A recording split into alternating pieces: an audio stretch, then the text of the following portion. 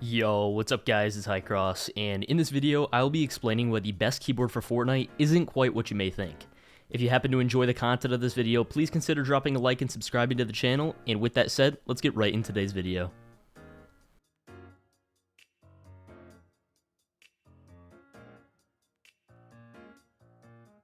Alright guys, so arguably the most underrated keyboard in the gaming industry, the Roccat Vulcan TKL Pro is in my opinion the best keyboard for Fortnite. And basically in recent months I've been in a tough debate between using the Apex Pro Mini or the Vulcan TKL Pro.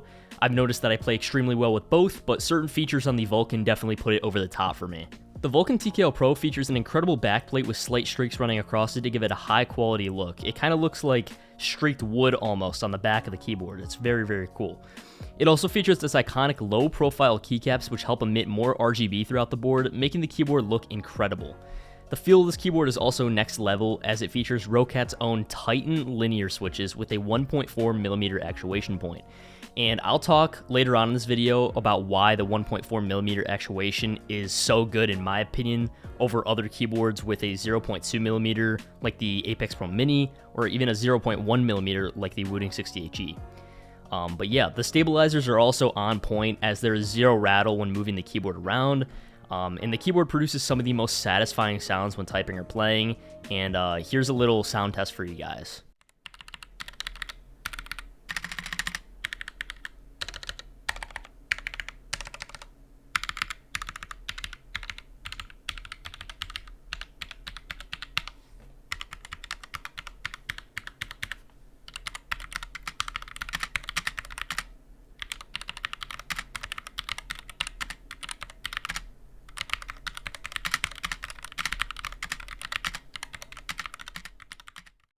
Now onto how it performs in-game. I have to say, it took me some time to get used to the higher actuation on this keyboard, but after around 2 weeks of playing on it, my fingers eventually adjusted, and I started to notice myself playing much more confidently in-game.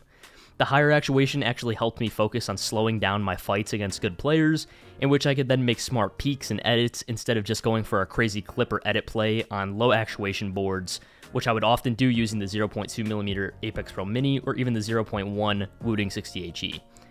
This keyboard comes in at around $85 on Amazon, and that is not a typo, it is $85, which is easily one of the best deals I'm seeing on the market right now.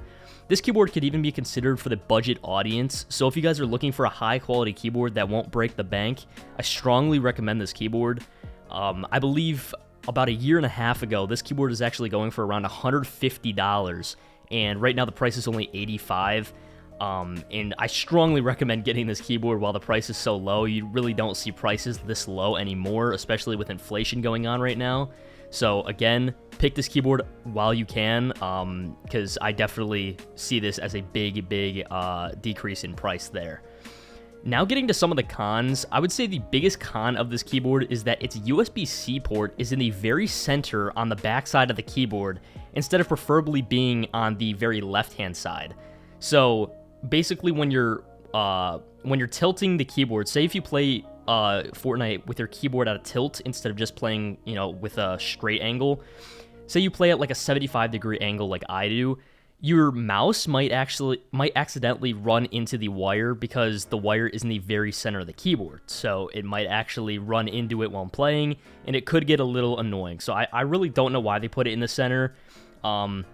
It might have just worked better with their UI for the keyboard, but I would have liked it on the left side because this is the only keyboard out of my collection that has it in the dead center. So yeah, I don't really know why they decided to do that.